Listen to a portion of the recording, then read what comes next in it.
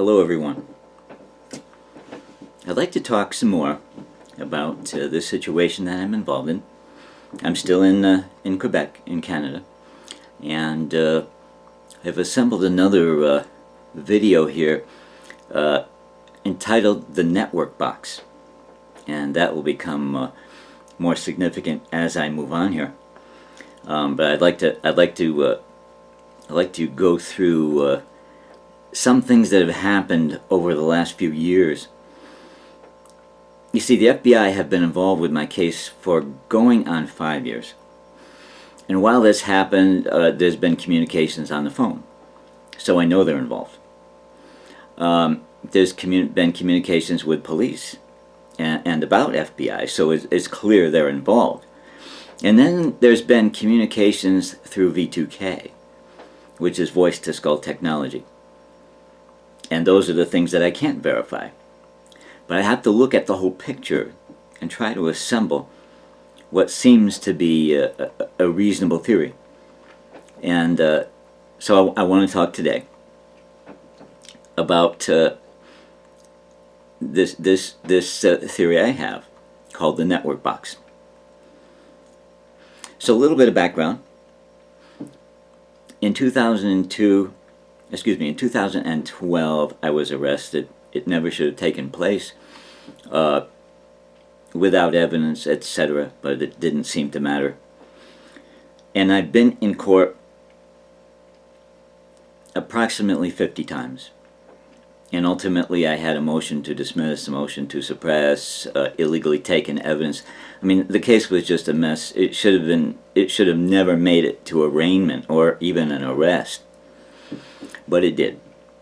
And so overall, my understanding is I've been in court roughly 50 times. And my case was dismissed in February of 2018. And they told me it's removed from the record. It's as though it never happened. So if anyone asks you, have you ever been arrested? The answer is no. Because it's as though it never happened. So, back in 2014, now I was arrested in 2012, so in the spring of 2014, and I'm going every month to court, and basically just getting a continuance, and the case moves on. But in May of 2014, I'm walking into court with my lawyer to another hearing. And it was at the point where we were going to be heading to trial, and I wanted to go to trial. If the state was willing to take it there, I was willing to face trial, because I believe strongly that I would win. In fact, I don't think the state would have taken it there. But I'm walking into court with my lawyer. It's time to give him money for a trial. And I told him, when I win, I want to recoup my losses from the police. They should have never arrested me. And he said, well, I don't know who's going to want to do that for you. I said, well, I spoke with another lawyer, and he said, that's what you do. And he said, I don't know anything about that. He didn't want to be involved in that. That's how it sounded.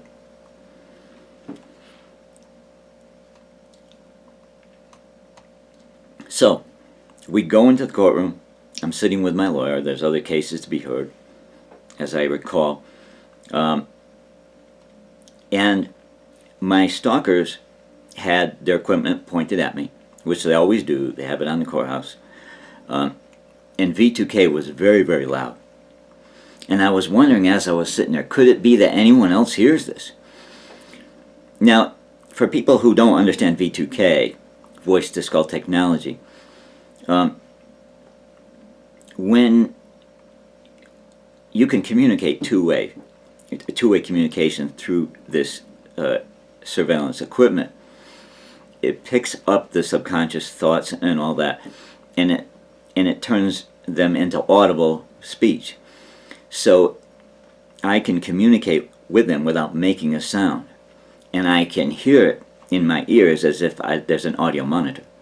I know it sounds kind of crazy, but if you talk to anyone who experiences V2K, they'll tell you it's just that way.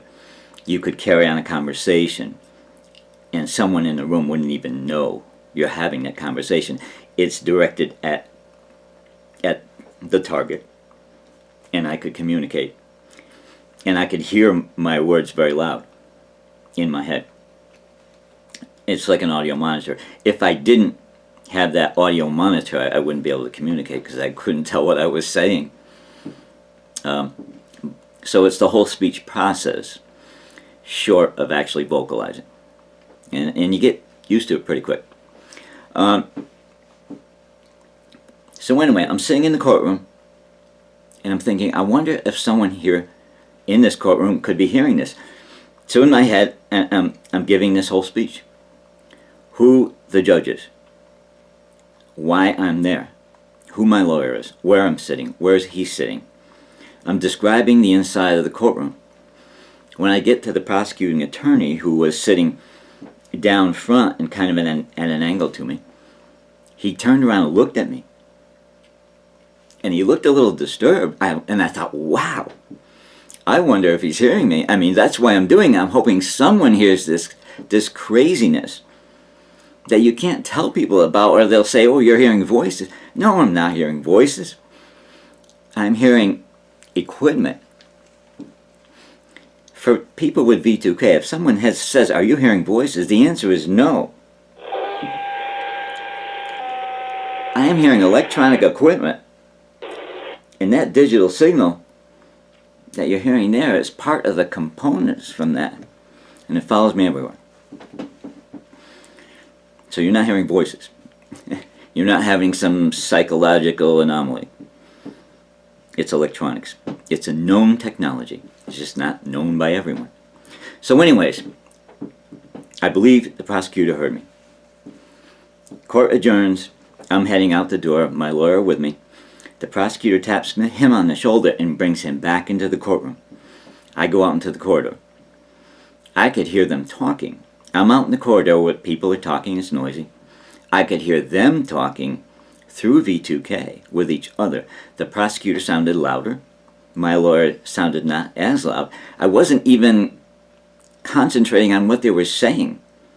I was so excited that I believed they heard me, and now they're having a discussion about it. So now my lawyer comes out, and we're heading out. And he seemed to have a change of heart.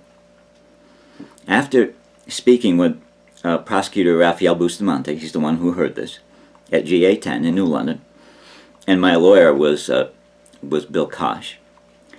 After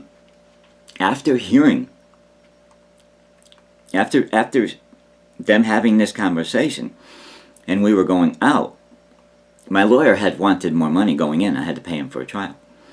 Going out, I said, okay, I'll get you some money. He said, no, don't bother. This whole thing might be over in no time. And he said, and I'll work with that other lawyer, if necessary, to recoup your losses from the police. Wow, I mean, so a change of heart. No money, willing to recoup losses from the police. After that, I started hearing in V2K things about FBI, that they were involved, and it sounded like they were involved. I didn't know. I didn't tell anyone because I couldn't verify it.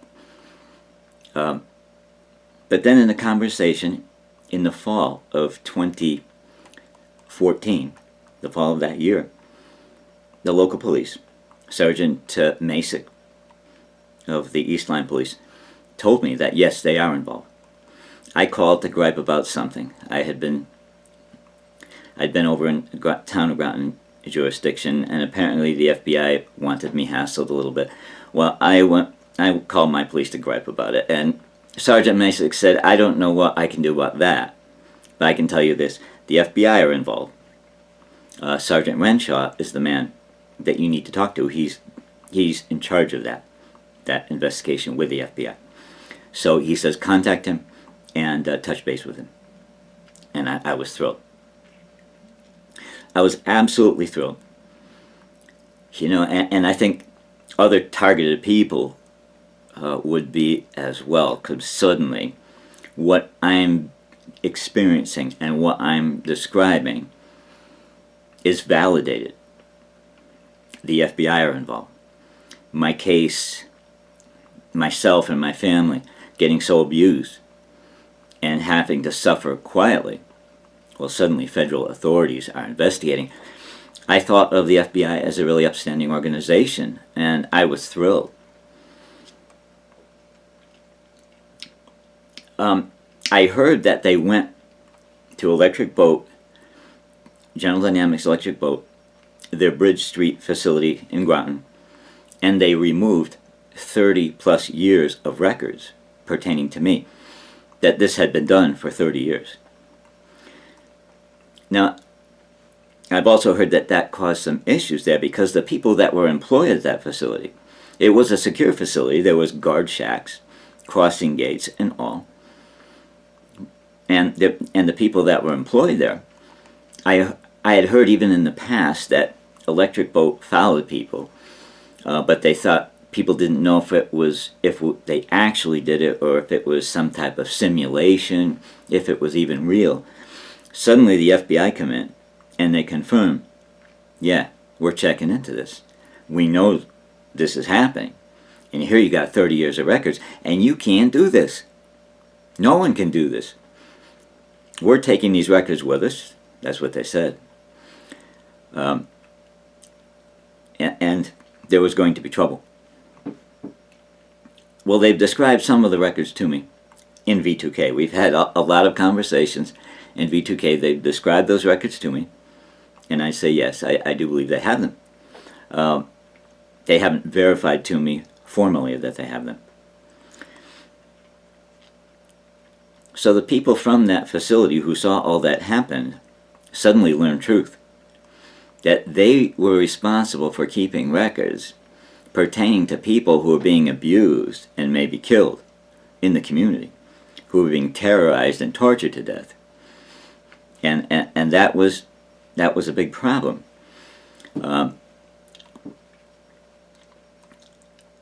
I heard that some people were killed over it. Now, I don't know if that's true, but I heard that. And anyone who has experienced V2K and all, you probably experience visuals and things that they can send to you. Just like they can put voice on the nerves that go to your ears, they can put video on the nerves, that you can sense visually. So it's kind of like a vivid. It's like having a vivid imagination. It's like picturing something in your mind, only even more so. It's not. It's even more so, and it can be extremely vivid depending on how high they turn it up. And I've seen them adjust it up and down and experiment with it.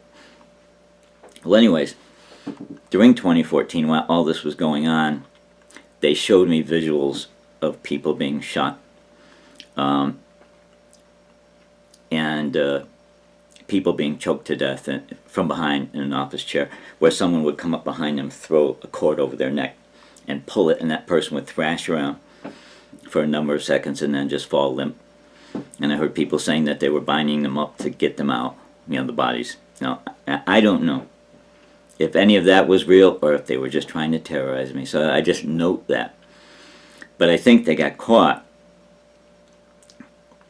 And there are people there who should have never known or had proof that what they were, the records that they were keeping were actually records of human beings being abused and horribly abused. And ultimately, many of them die. Well, they all die.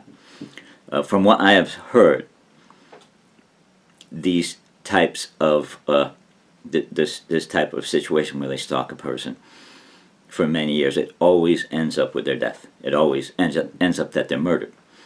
And ones that I have known of that were murdered, it usually shows in the newspaper that they died from a long-term illness. And what family member would want to go back and have that corrected and say, no, he killed himself? Because suicide is generally seen as embarrassing for the family. So it probably doesn't result in suicide statistics going up. And again, that's to the benefit of the defense industry who's carrying this out.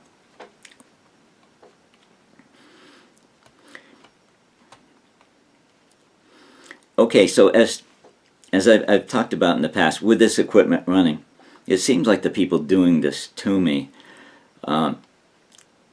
they lose their fear of getting in trouble, and they end up just talking way too much.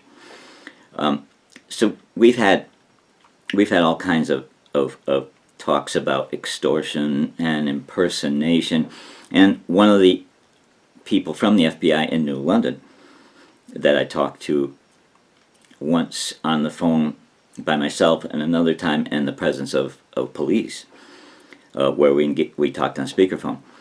It's my understanding that he was impersonating. He identified himself as Del Tartar. And those that impersonate, I believe they work for the FBI, but often they present themselves as agents, and they're not really. So we've had a lot of conversations, and I would listen to them engaging or involving other people, and then it seems like they want them all to focus on me, and while I'm abused. And any office that I wrote to or contacted, it seemed like they would get in touch with them, and this would be someone, in government that I thought could stop this. And so whoever I contacted, they would contact, and maybe they contacted them ahead of time and led me into contacting them. I don't know. But they would get people involved. When they would get people involved, they would get them involved in things that they ought not to do. Sex parties and such that were orchestrated, and the sexual misconduct and etc. that was stimulated. People driven to extreme sexual desire and everything with this equipment. It's very powerful in that regard, and it can provide a powerful reward. And where a man may sexually, he can't repeat that act often, like all day long. Where with this equipment running, I'm hearing that they can. It just keeps happening and happening. So they can have these really crazy and wild parties, and people that would come along that could do something about this, they'd get them involved in that, and then they would have them be quiet. They'd say things like, "This was a lot of fun, but we got to be really careful because we could get in a lot of trouble." So they'd get them involved in something embarrassing, and use that to hold over their head. So, blackmail. And I heard about a lot of that. So as people would focus on me, they'd lead them into these types of behaviors, and then suddenly they were in a position where they couldn't go out and talk about this, or they shouldn't. What I heard in the fall of 2015, this equipment started being passed down to Washington, D.C.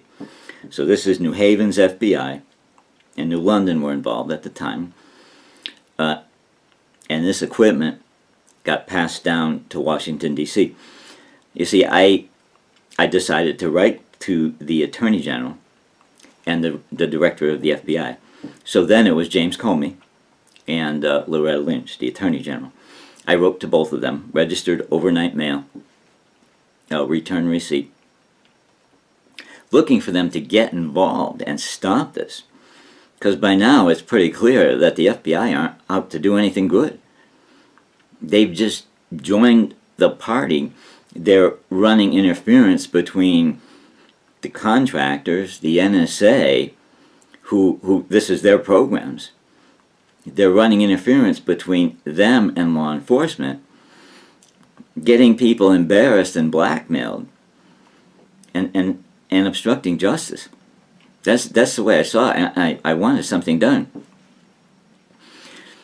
So as I wrote to Washington, James Comey and Loretta Lynch, I had heard that this equipment had been passed down there. And so down through the chain of command, there were people in offices that were involved. And from what I understand, they were listening to me, listening to the whole thing. And while that was happening, they may have been engaging in things that were embarrassing. But well beyond that, this equipment, it compromises anyone that's in the presence of it.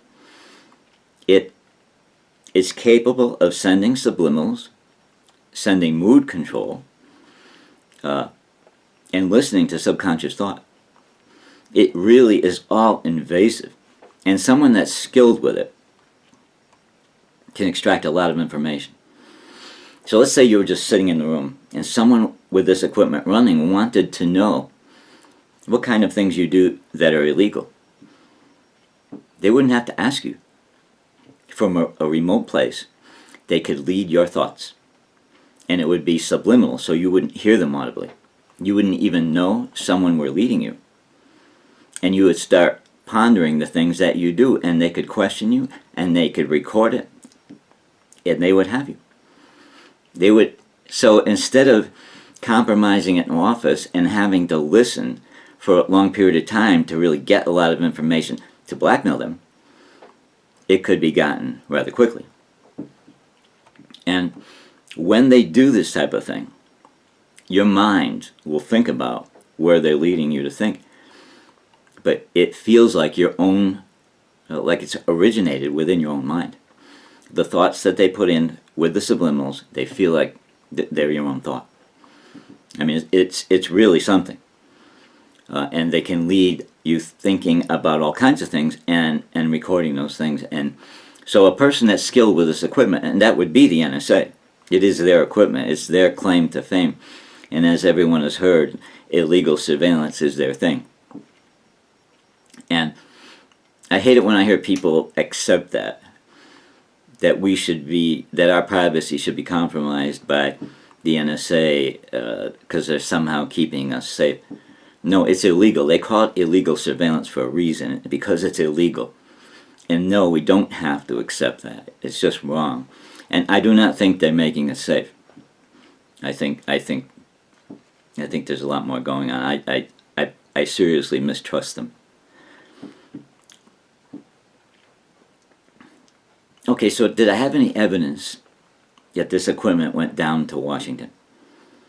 Well, in the fall of 2015, anytime I would call down there, I mean, prior to the fall of 2015, I had called Washington, and they spoke to me like professionals, like I would expect them to. But suddenly, in the fall of 2015, they'd hang up on me. They would act strange. It sounded like they were ready to handle my call and to get rid of me. You know, and that kind of foolish. And so, things did change. Things did change in the way they've responded. And I even called, last time I called was late 2017. I'd gotten a letter from the Department of Justice addressed to me. It didn't look authentic, so I called. It was from the Inspector General's office, who I had communicated with. I called, and I asked them, I have this letter. It's from your office. I just want you to validate that it is authentic. And they would not. They said maybe you could submit a FOIA request, which is kind of ridiculous. It's like, that's like slapping me in the face, that kind of behavior. So they did. They started acting very, very weird. So now we're in, this takes us through 2016. So if this equipment was sent down there, they had it down there for roughly a year, believing that they were just enjoying this equipment. Maybe they were having sex parties. I don't know. Usually they drive those things from remote places. And it was compromising them. And I don't think they knew how badly it was compromising them. And so this gets really to the title of this video, the network box. Let me describe that. as they explained to me, the people on the other side, we've had long conversations. They're there all day, all night, if I wake up in the night. So they've explained the equipment to me, how it worked and such. And they had this device that they referred to as the network box. And supposedly it was a cellular type of device. So that when they had this network box in, close quarters with the rest of the equipment, the transducer, the display and all, it would be networked out. And so people at other locations on the same network could be involved. If they didn't have the network box with them, they believed they were private. And I thought that was pretty interesting. And I started thinking all of that through, and I saw such a big entertainment aspect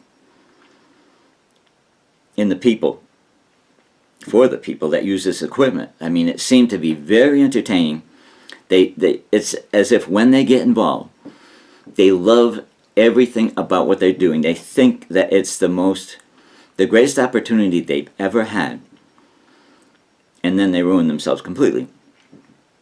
The men get divorced kind of right away, and they ruin their careers, and they get eye damage from the microwave radiation and all kinds of issues. Okay, but this network box, I said, you know something? What if someone is fooling you? What if that network box doesn't do anything? What if you are always being monitored? If that equipment is always talking out? Then you're never private. But someone wants you to think that when you got this network box near you, then you're not private, and then you're going to be careful. But you would be most entertaining when you thought you were private, but you weren't. I said, what is that network box? How do you power it up? They said 2 AA batteries. Okay. I said, how often are you changing them? Every couple of weeks. 2 AA batteries every couple of weeks. You don't plug it in. No. I said, you know what? That's not a cell phone transmitter that's transmitting a signal strong enough to network you out somewhere. It's not going to run on 2 AA batteries for 2 weeks. There's something wrong right there. What if someone's lied to you and the network box does nothing and you just think that without it you're on your own? I said, open it up. Look inside. See what's in there. Well, I heard that they did. They looked at all that and they found out that I was right. So suddenly there was an awful lot of commotion. This equipment that got sent to Washington, and probably sex parties in FBI and the Department of Justice and all the way up to the Attorney General were involved with this whole thing, and suddenly they're compromised. And I mean, I've had a lot of quiet discussions with FBI at night, and when they're happy to just talk and they don't feel like they're in any danger, they just talk way too much with this equipment running. As if it were some type of barroom discussion, they had too much to drink and they just blabbed. And we've talked about narcotics trafficking and their involvement in that. We've talked about extortion, the whole process, how they use impersonation to carry those things out. I mean, really, about money laundering and money going from the illegal drug trade to people in high places, investment returns and such like that. I mean, it's just a lot of things, and I'm sure there's way much more. It sounded like a lot could have been compromised in the process. So while I hear this big shakeup, and I hear agents saying that they don't want any part of this equipment anymore, because if someone wants to do something about you, they can. They talked about identity theft. I mean, chronic identity theft between New Haven and Groton, just going to banks, to ATMs, and getting people's account information, PIN numbers, account number, and then after they're gone, going in and getting money out of their account and just packing, just taking that money home. They saw the strong box that I had made by Century, and they all went out and bought one from what they said, and they were packing money in it. They were just stealing from banks, and I've heard DoD people doing the same. They've all described it. I almost wonder if there isn't chronic identity theft going on with this technology. Mostly with DoD people and their contractors, because it sounds like there is. Everyone that I've talked to that's used this equipment has talked about conducting identity theft, and I've been a victim of that. And the people that carried it out it was carried out down in Virginia, in the Falls Church area, and that's where General Dynamics headquarters is. So, anyways. While I bring out this network box theory, they find out that I'm right. Now the FBI in New Haven's real scared. Washington's awful nervous. What has been compromised? They don't know. They've told me about all these different things they do that are illegal, but it's just them talking to me. Others could have found out that they're true. While all this is going on, I sent a letter to the Inspector General, Michael Horowitz, U.S. Department of Justice, complaining about the FBI. I think they were so tied up in a tailspin that they didn't even think about that. Well, 2 weeks later, I get back, I think for the first time ever, a legitimate letter from the Department of Justice. It's on bond stationery and addressed to me, and saying they forwarded my complaint to the inspection division of the FBI. I thought, wow, okay, finally something's happening. Well, I heard the FBI and V2K say they didn't think of getting to the Inspector General's office, that they didn't think a complaint could ever go anywhere or ever get there, but they realized now. They wrote back to me. So I wrote to the inspection division, to their assistant director. I heard nothing. I wrote back to Michael Horowitz, the Inspector General. I heard nothing. And since I've written to Jeff Sessions, the former Attorney General, I've heard nothing. I think he's gotten at least 2 letters from me, and these are registered overnight letters, and that cost me $25 to send. But overnight, it brings with it, the idea of urgency. I've heard absolutely nothing. So it makes sense. They said they never thought it would get as far as the Inspector General, and therefore they wouldn't have to worry about them writing back. Well, they did. But apparently they must have got to the Inspector General's office, because I don't hear anything more after that.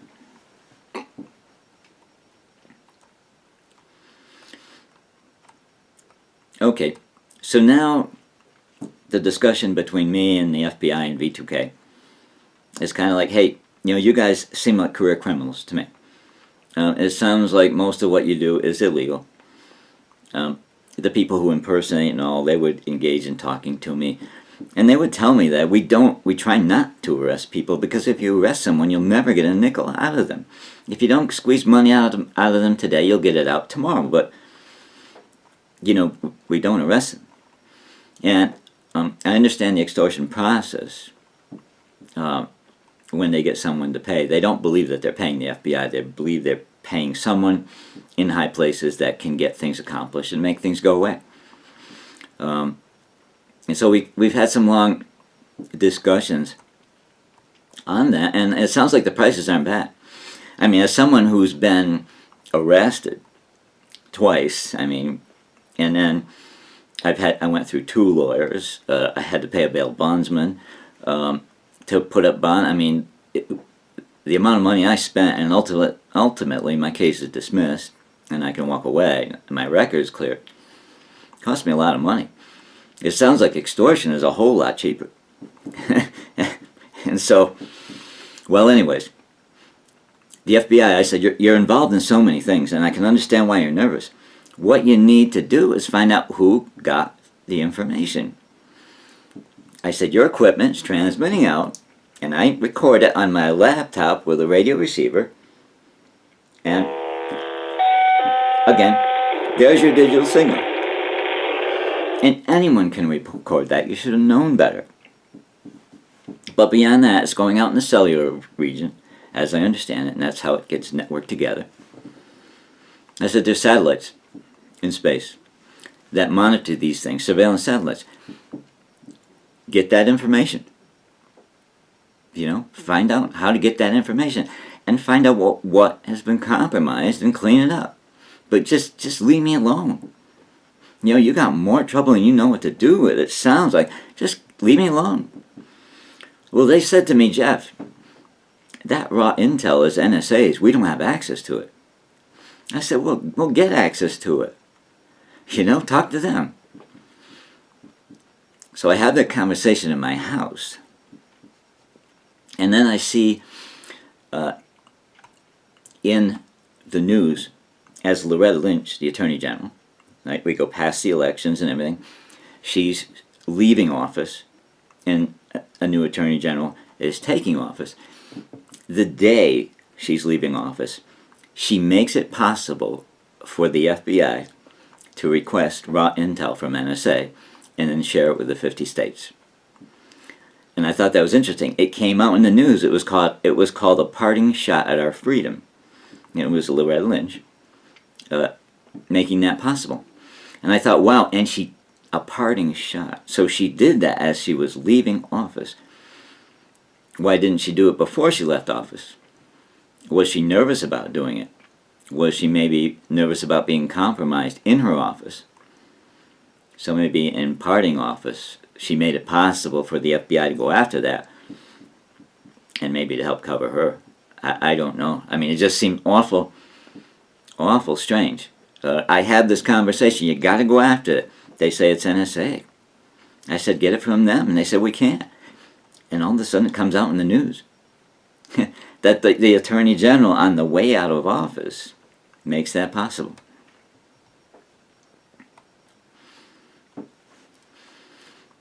So everything has just kind of continued on since then.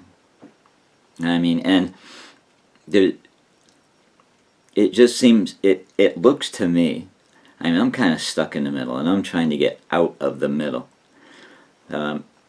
It looks to me like the NSA has a lot of dirt on Department of Justice and kind of has them under their thumb.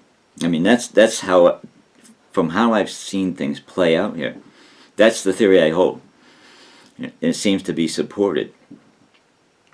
And the NSA, they're the kings of illegal surveillance.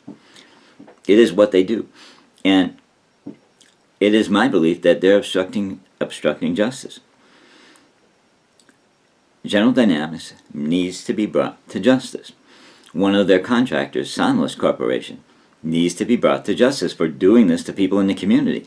The FBI have evidence, and they need to move forward with that and do something about this company. But who would, the finger would get pointed at NSA. And it does seem that the FBI have to do what they're told. It's as if the NSA get done what they want to get done, and of course the FBI are working with them for sure. Whether they have to, or it is, or what, I don't know. But it seems like they want to use blackmail to cover things up, to stop anyone in any position that could do anything to make this stop, and to expose the defense contractors for what they're doing to the people. It's outrageous. I mean, as a victim myself, I'm here in Canada. Why would they follow me here? And they are here. As I showed on my handy-talkie, that digital signal follows me everywhere. And of course I can hear them. And they've been hurting me. Here in Canada. Because it's a big deal, I believe. The FBI have a lot to lose. The NSA have a lot to lose. It's kind of like a deadlock. It's like a deadlock, and justice is obstructed in the process. In addition to what's happened with sending this equipment to Washington, while that was going on, 2015 and through 2016, starting in 2014, they would get local authorities involved. And they've caused significant issues for the East Line Police. That's the town that I live in. And so they won't do anything to stop this. There's issues with the town of Groton Police. And I've spoken with them. But nothing seems to get stopped. The city of Groton Police, they've caused trouble there. And some extreme trouble with the state police. And I've informed them of what I heard. And it seems like they've taken steps to repair damages done to them. They're very quiet right now, but it seems like they've taken steps to repair damages done to them, and I believe that they're looking at all of this and seeing that they got hurt by it, and seeing that it's a very, very big deal. So I'm really, really hopeful that the state police in Connecticut are going to hold the FBI to doing a proper investigation and stopping this crime. It's extreme. And what was done to the state police. I don't really want to get into that right now, because I feel for some of the victims. It was just bad, and maybe more on that later. I'm hoping the news. I'm hoping it will come out in the news. So the FBI appear to have been exposed. They look bad. Extortion, money laundering, impersonation, narcotics trafficking. There's some issues with the agents from New London, and I'll talk about that. I believe the agents from New London might have been used as scapegoats. I'm not sure what happened to them, but it sounds like something violent did. I'll talk about more of that in time. What's interesting is after the whole network box thing and the election in 2016, I've heard it said over and over. It's like a mantra. No one wants to talk about treason, Jeff. I don't know how many times I've heard that. No one wants to talk about treason. Attacking the U.S. Department of Justice with directed energy weapons for the purpose of compromising them. It sounds pretty treasonous to me. And something happened, and I think I'm pretty close in the way I put this together. And it sounds like there's a potential for people getting into a lot of trouble. I heard them say something about me yesterday. I heard them talking. They said, "Can't you do anything about him?" And me saying these things, me making these videos. And they said, there's nothing to get on him. We looked. I even talked and heard from them through V2K about the evidence that they took from General Dynamics. And they described some of it that they have in New Haven at the field office. And indicating that it might be embarrassing if it came out, embarrassing to me, you know. I mean, they want to try to get anything they can, whether it's nudity or, you know, whatever it is. And I said to them, you know what? I won't let it change the course of action that I would take. It wouldn't stop me from testifying against you. You could threaten to do all that you want. If it's data, evidence that came from General Dynamics through NSA's equipment and all, if there's anything there that I wished I didn't do, I'll blame it on them. After all, I was mind controlled. They hated to hear that. they hated to hear it, but that is how I feel. That I'm not going to be intimidated from speaking out when it's time.